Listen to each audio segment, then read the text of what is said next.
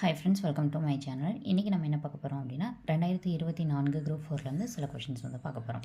வாங்க பார்க்கலாம். நனந்தலை உலகம் என்னும் சொல்லின் பொருள் அகன்ற உலகம். பழமொழியினை நிறைவு செய்க. மரத்தை இலை காக்கும், மானத்தை பணம் காக்கும். மூனை சொல்லை தேர்ந்தெடுத்து எழுதுக.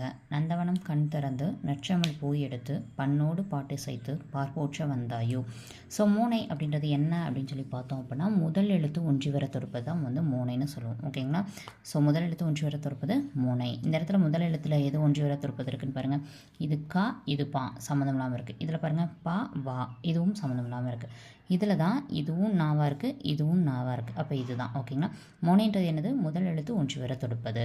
இது தீ இருக்குது, இது நான் இருக்குது. அப்போ இதுவும் இது தர ரைட்டு. அடுத்து இதை பார்க்கணும். நெல்லிக்காய் மூட்டையை கொட்டினார் போல். அதாவது நெல்லிக்காய் மூட்டையை கொட்டி விட்டோம்னா நெல்லிக்காய் எதுவுமே ஒற்றுமை இல்லாமல் தனித்தனியாக ஓடும். அப்போ ஆன்சர் வந்து ஒற்றுமையின்மை. நெக்ஸ்ட் பேஜுக்கு பார்க்கலாம். புலமை பெருங்கடல் என அழைக்கப்பெற்றவர் யார்? ஆன்சர் ஓவே சாமிநாதர் அவர்கள். நெக்ஸ்ட்டு, காந்தியடிகள் தமிழகம் வந்தபோதெல்லாம் அவரது மேடை பேச்சினை மொழிபெயர்த்தவர் யார்? துருவி கல்யாண சுந்தரம். இந்த கொஷின் வந்து ரொம்ப ரொம்ப முக்கியமான ஒரு கொஷின். ஏன்னா அடிக்கடி வந்து ரிப்பீட் ஆகிற ஒரு கொஷின். அடுத்தது, தமிழ் வடமொழியின் மகள் என்று, அது தனி குடும்பத்திற்கு உரிய மொழி.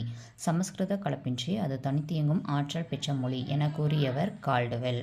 ஆன்சர் என்னன்னு பார்த்தோன்னா கால்டுவெல். நெக்ஸ்ட்டு, தாத்தா சாஹேப் பால்கே விருது முதலில் தொடங்கப்பட்ட ஆண்டு என்ன அப்படின்னு சொல்லி கேட்டிருக்காங்க. ஆன்சர் 1969. 1969 இன்னும் 2 நடந்திருக்கும். என்ன அப்படின்னா, இஸ்ரோ ஓப்பன் பண்ணியிருப்பாங்க. ஓகேங்களா? இந்தியன் ஸ்பேஸ் ரிசர்ச் ஆர்கனைசேஷன் அதை ஓப்பன் பண்ணியிருப்பாங்க. தமிழ்நாடை பெயர் மாற்றம் செஞ்சுருக்காங்க. உங்களுக்கான கேள்வி, இஸ்ரோ அது வந்து இப்போ எங்கே இருக்குது அதனுடைய தலைமையகம் அப்படின்றத கீழே கமெண்ட் பாக்ஸில் கமெண்ட் பண்ணுங்கள்.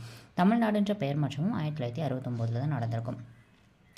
நாடக கலையை மீட்டெடுப்பதை தமது குறிக்கோள் அப்படின்னு சொன்னவர் யாருன்னு பார்த்தீங்க அப்படின்னா, நான் முத்துசாமி அவர்கள். இவர் தான் வந்து நாடகக்கலையை மீட்டெடுக்கிறத என்னோட குறிக்கோள் அப்படின்னு சொல்லியிருப்பார். ஓகேங்களா?